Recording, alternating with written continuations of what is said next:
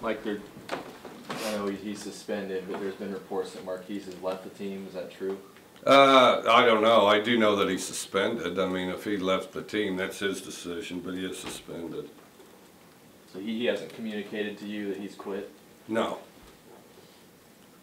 In all your years of coaching football, have you ever seen a player just walk out on a team like that before? Yeah, and I cut him. What would a player who leaves a practice or a workout session have to do to earn his way back onto the team? Well, it would depend on the circumstances, and we'd have a discussion on it, and so it goes. The possibility exists for him to return? Yeah. Well, as far as the last I heard, he's still on, but he is suspended this week. Does that mean just no team activities whatsoever? I'm not going to share that with the media and open it up. That's between he and I. I know he hasn't quite had the season that you and him probably thought he was going to have, but did his actions just catch you completely by surprise? He's suspended for violating team rules. That's as far as we're going to go with it. So, like you said after the game that, lack of effort or whatever it is, it starts with the coaches, and you need to reach them better. What specifically, is there anything specifically you can point to that you haven't done well as a staff or that you need to improve on?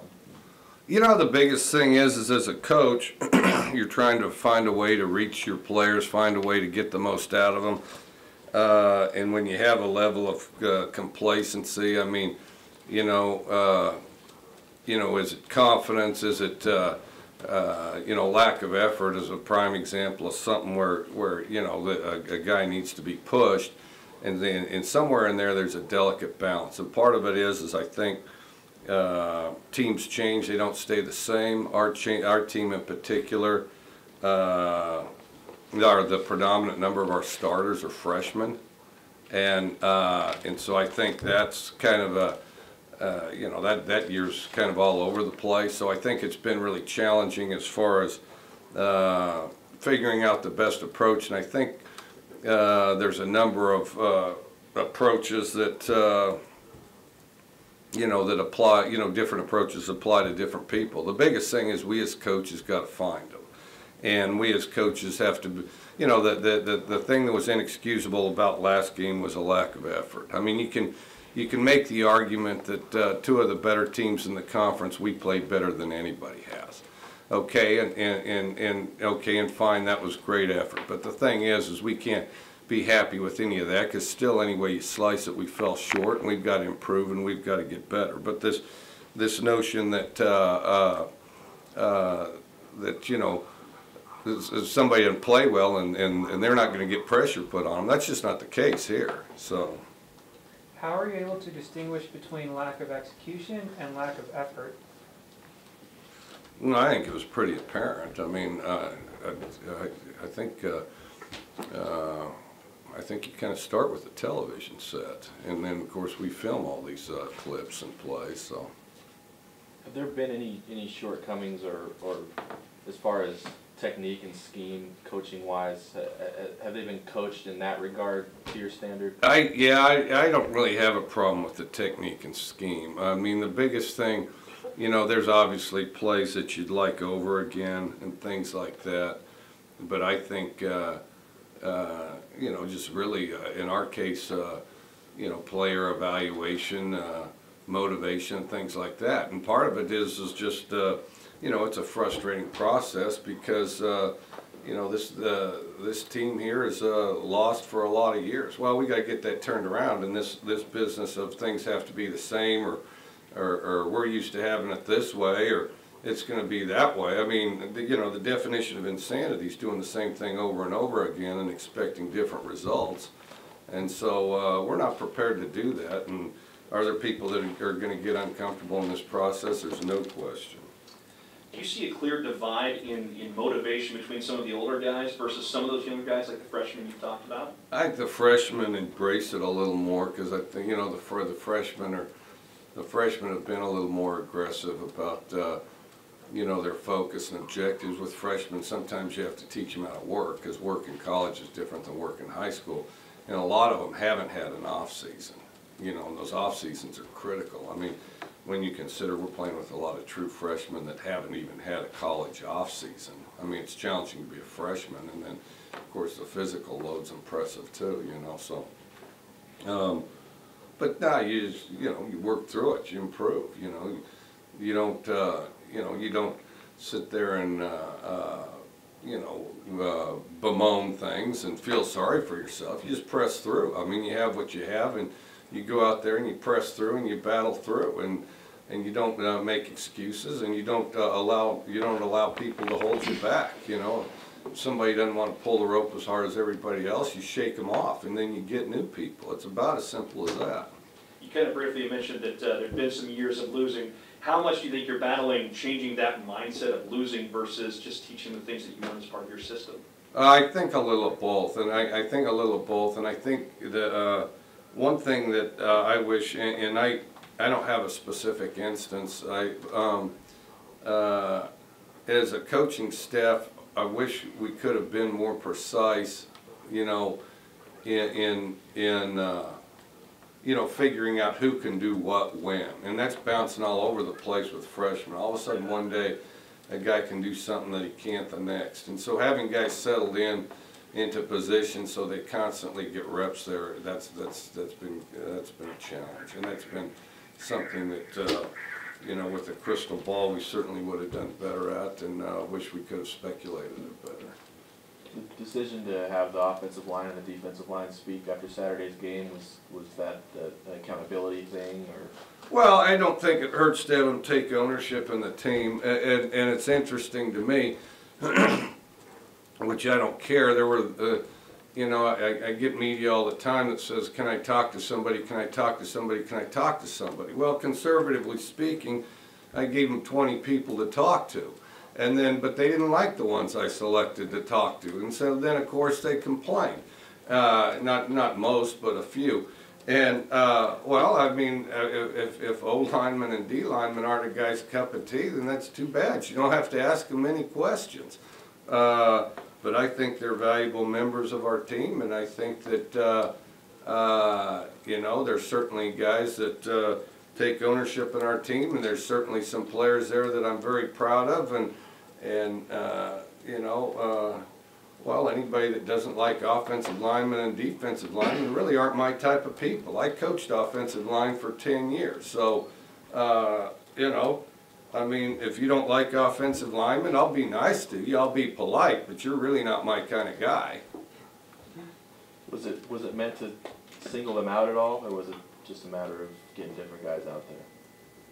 I mean, I think everybody, you know, everybody wants to talk to this skill guy, that skill guy. You know, offensive line and defensive line impact play in a significant way.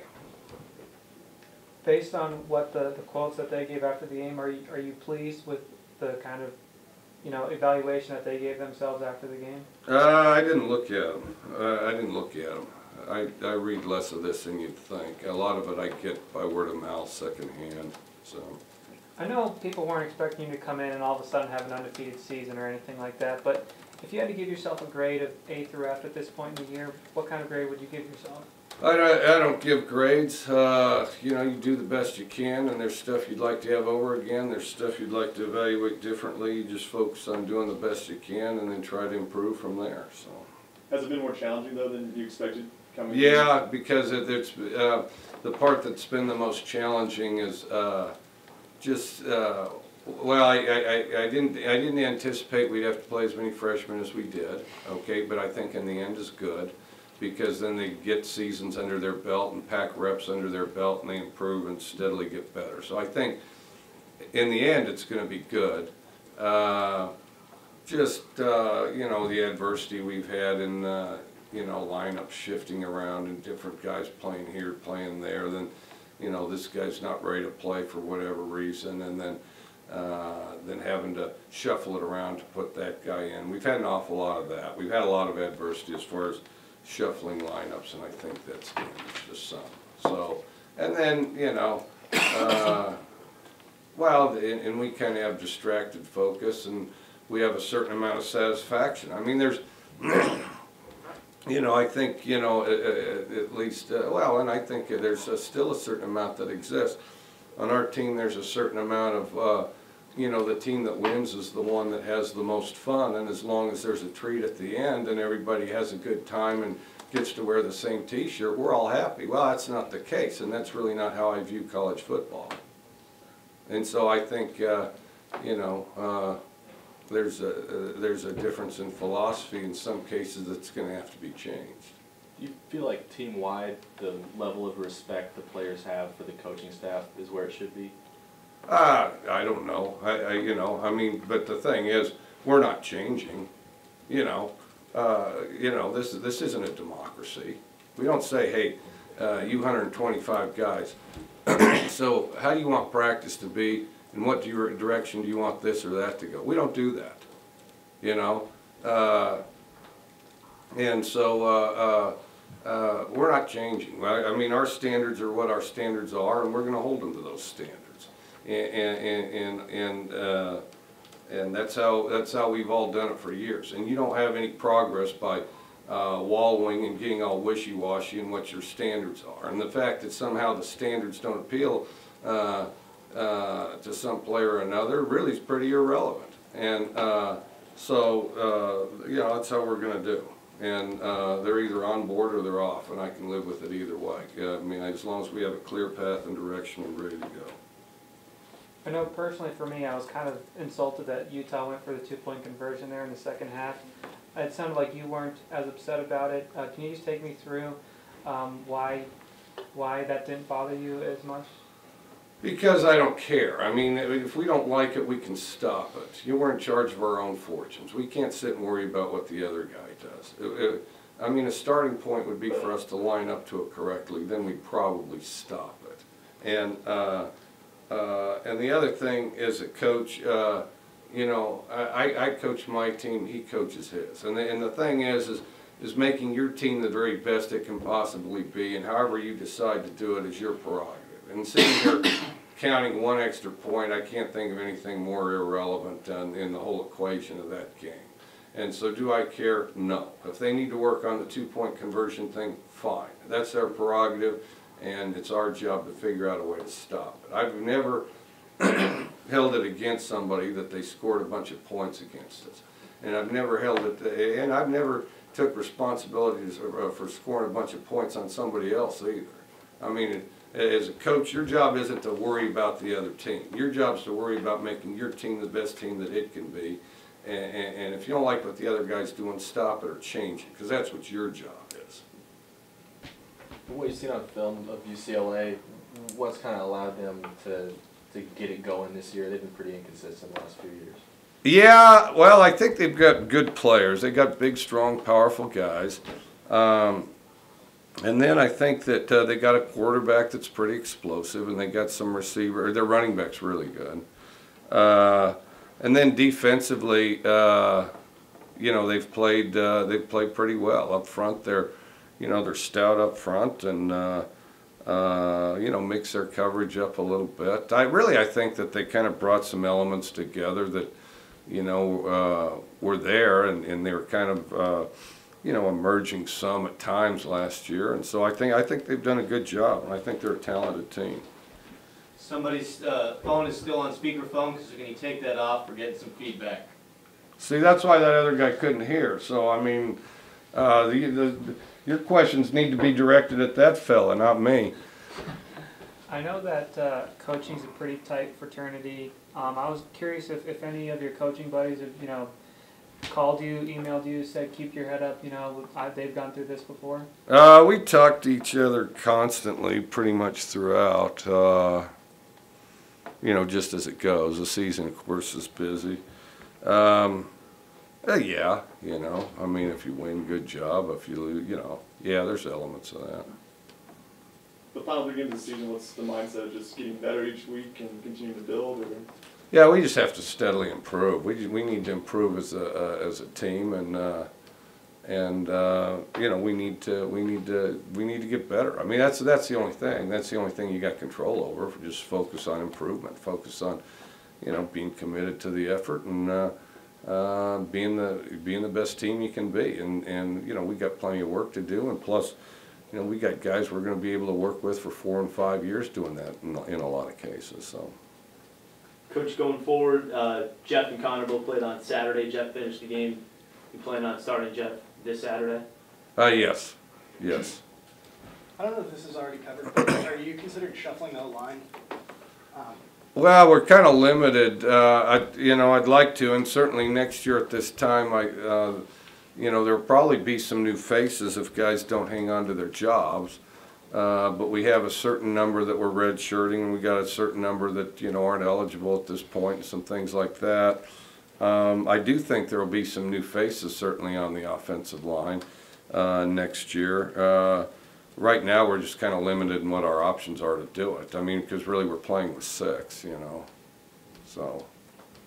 It's probably my job to educate myself on this a little bit, but if you decide to, you know, bring in a bunch of new players and get rid of old players, those old players are still going to get scholarships, right? Like, you wouldn't have more scholarships to No, you just get your 25 a year, 85 total, 25 a year. Questions on the line for Coach?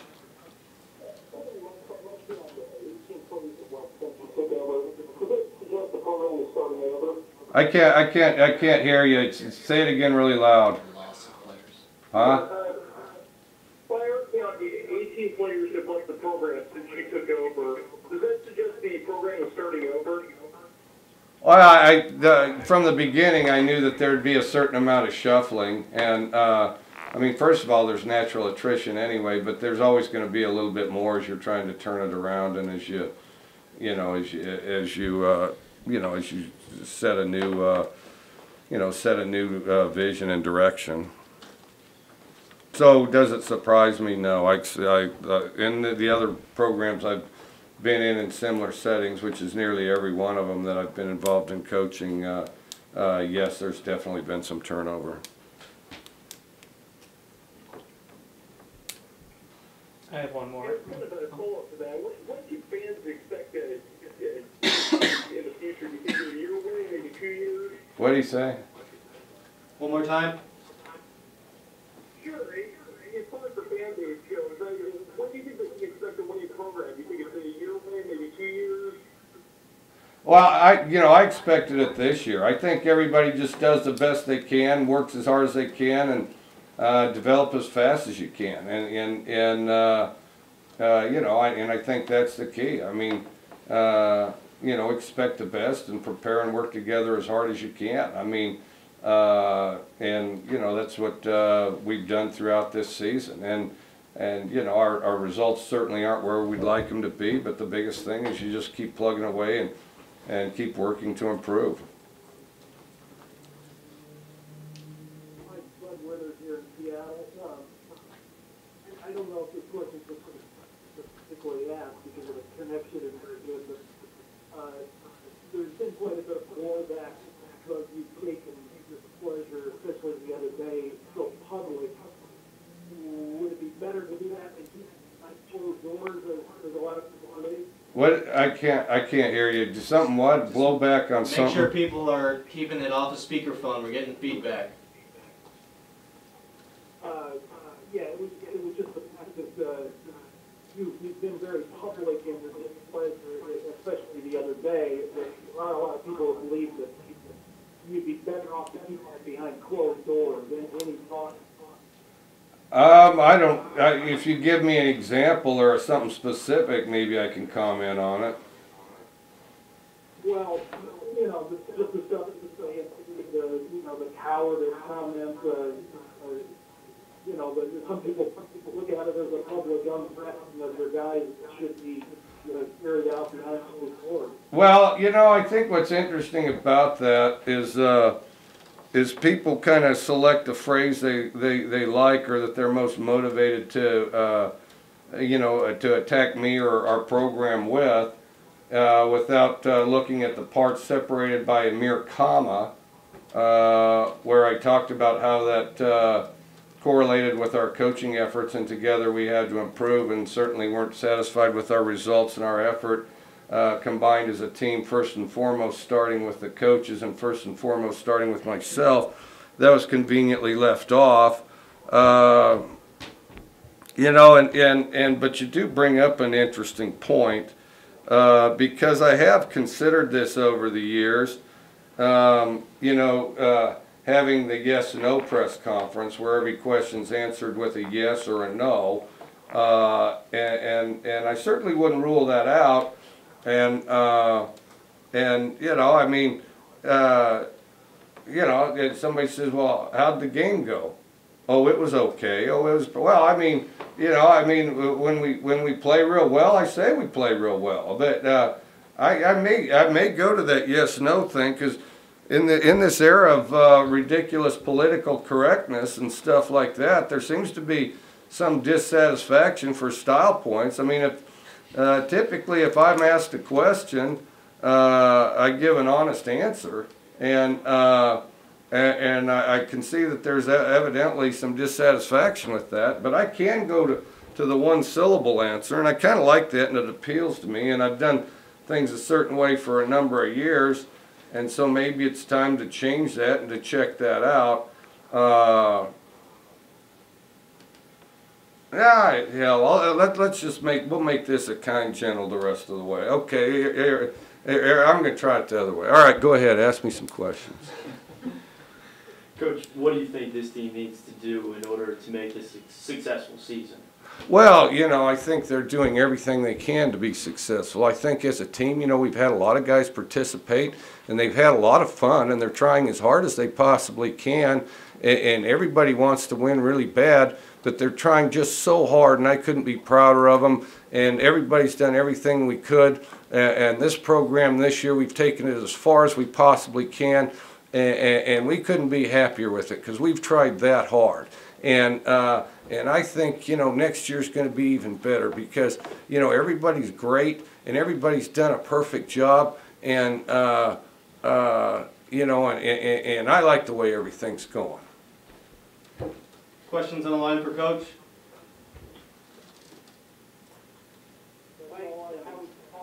One guy you've obviously liked the effort and performance of most of the year is Travis Long. Could you just talk a little bit about how he's played and about his effort level? Great effort, great mentality. The type of guy that, you know, kind of personifies what we're after, the mentality that we need the whole team to share, although he's outnumbered. But, you know, everybody on this team is a great partner, win or lose, no matter how hard they try, and there's a lot of love in the room all the time, totally. See, is this better? I mean, you like this better? I mean, I've adjusted. I'm adjusting to your whims and you guys' desire. I mean, I've been guided this direction. How's it going? I didn't like the end, but I liked the first part. I thought that was pretty good. We are having to look back and make a lot of feedback. Mike, I could not tell. Did you say Jeff Toole you expect him to start this week? Yes. Great. Last thing too, and again, I apologize for the one said it's no bad deal here. Did Marquise put it out of his locker after the workout last night? Don't know. He's suspended this week, though. Yeah. Any other question? I have a question. Go ahead, Nick. Hello, Mike. Yeah. Will Marquise play on Saturday, or is he suspended for the game? You're going to have to get here way earlier. I've answered that question 6 times. You can nudge the guy next to you and ask him. Okay. So I know I had asked a little while earlier, had, you know, this ever occurred before in your career, and you said yes, and they'd been cut. In any of those circumstances, has a player ever earned his spot back on the team through apologizing, work ethic, anything like that? Has that ever happened? Yeah, I've even had guys a year later. You know, over the years, I've had fellas do it even a year later. So, just kind of depends how, you know, committed they are, how focused they are, how important it is to them. So. Other than Marquise, is there anybody who played last week who you don't expect will be with the team on Saturday? Well, there's 125 of them out there. None that I can think of. Coach, one question, football related, but from a student. The election coming up, have you ever thought of running for political office? No, not really. Not even student council. No, a big part of it. Well, I'll tell you, if I keep working on you know, all this, you know, make everybody feel good comments, and I'm sharpen my skills and hone them to a satisfactory level, that may be something to think about.